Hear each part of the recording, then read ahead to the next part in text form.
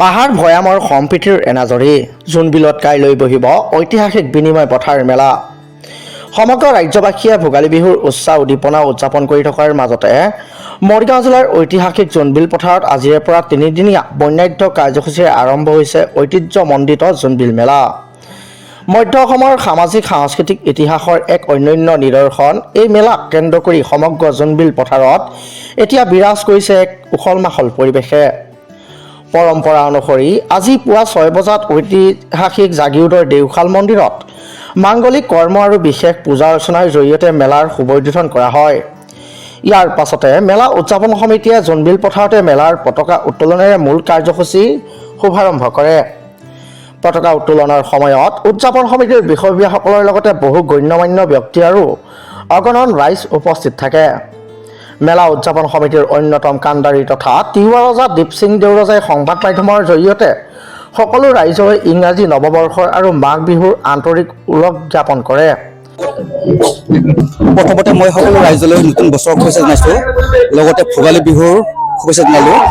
আৰু আজি আমাৰ প্ৰথম কাৰ্যসূচী আছিল আমাৰ চাৰিভাৰ দেওশাল মন্দিৰৰ মাংগলিক পৰ্বটো পুৱা 6 বজাত হৈ গৈছে।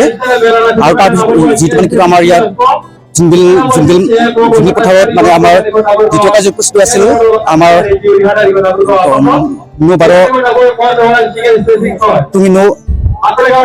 আৰু এইফালে আমাৰ মানে কি কয় উন্মোচন কৰা হ'ল। আৰু আমাৰ যিটো মানে কি কয় পতাকা উত্তোলনটো বৰ্তমান হৈ গৈছে এতিয়ালৈ।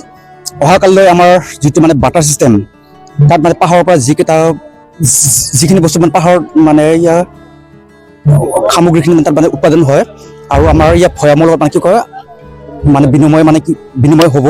মানে পাহাৰৰ পৰা মানে অনা কচু, হালধি, আদা, জলকীয়া আৰু ইফালে ধূনা, ইয়াৰ লগত মানে কি কয় আমাৰ যিটো আমাৰ খলত যে বনোৱা পিঠা, জলপান, সান্দহ এই লগত মানে কি এক্সচেঞ্জ কৰিব আৰু। তেওঁ জানিবলৈ দিয়ে যে কাইলৈ অৰ্থাৎ মেলাৰ দ্বিতীয় দিনা অনুষ্ঠিত হ'ব জোনবিল মেলাৰ সৰ্ববৃহৎ আকৰ্ষণ ঐতিহাসিক বিনিময় প্ৰথা। উল্লেখ্য যে বিজ্ঞান প্ৰযুক্তিৰ ধামখুমীয়াটো জোনবিল মেলাই আজিও বিনিময় প্ৰথাক জীয়াই ৰাখিছে। কাইলৈ পুৱাই পাহাৰৰ পৰা নামি অহা তিৱা জনজাতীয় লোকসকলে তেওঁলোকে কষ্ট কৰি উৎপাদন কৰা বনৌষধি কচু, হালধি, আদা, জলকীয়া আৰু ধনা আদি সামগ্ৰী ভৈয়ামৰ লোকক যাচিব।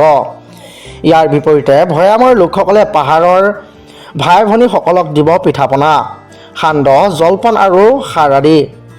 মুদ্ৰাহীন এই লেনদেন পাহাৰ আৰু ভৈয়ামৰ মাজত যুগ যুগ ধৰি অটুট থকা ভাতৃত্ববোধ আৰু একতাৰ নিদৰ্শনকে পুনৰ এবাৰ প্ৰমাণিত কৰিব। ইতিমধ্যে জোনবিল পথাৰত মেলাৰ বাবে অস্থায়ী চাংঘৰসমূহো সাজি উলিওৱা হৈছে। উদযাপন সমিতিয়ে অসমৰ প্ৰতিটো প্ৰান্তৰ ৰাজ্যক এই ঐতিহ্যমণ্ডিত মেলাত অংশগ্ৰহণ কৰি ইয়াৰ অনুপম সৌন্দৰ্য আৰু সম্প্ৰীতিৰ পৰিৱেশ উপভোগ কৰিবলৈ বিনম্ৰ আহ্বান জনাইছে। মৰিগাঁৱৰ পৰা চন্দন হীৰাৰ ৰিপৰ্ট, লোকেল 18।